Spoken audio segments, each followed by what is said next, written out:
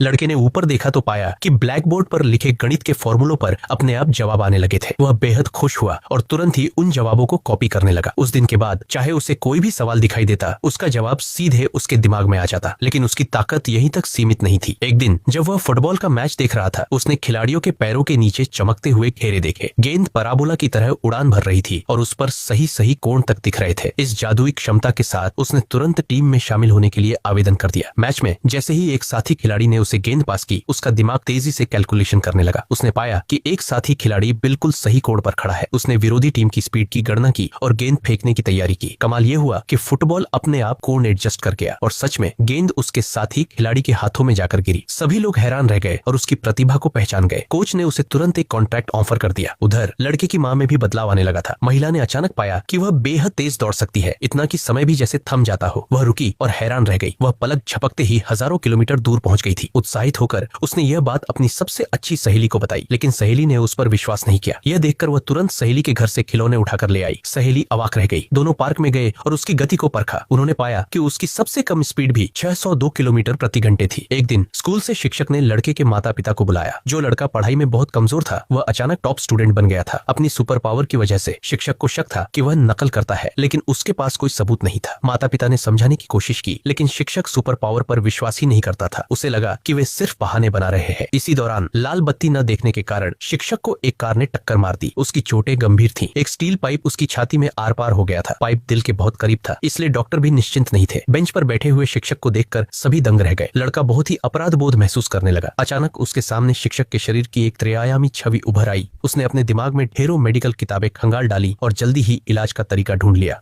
Surgery की सबसे बड़ी कठिनाई ये थी कि स्टील पाइप निकालने के बाद कुछ ही सेकंड में खून की नसों को सीलना था। आम इंसान ऐसा नहीं कर सकता था, लेकिन यह काम उसकी मां कर सकती थी। तीनों ने डॉक्टरों का भेष बदला और शिक्षक को ऑपरेशन थिएटर में पहुंचा दिया। लड़के के निर्देशों पर उसकी मां ने बिजली की गति से काम किया। पलक झपकते ही उसने यह बेहद मुश्किल सर्जरी पूरी कर दी। इसी समय एक असली डॉक्टर वार्ड में जांच करने आया। उसने जबरदस्ती दरवाजा खोला और अंदर का नजारा देखकर दंग रह गया। मरीज की छाती में धंसा हुआ स्टील पाइप गायब था और उसकी जान बच चुकी थी।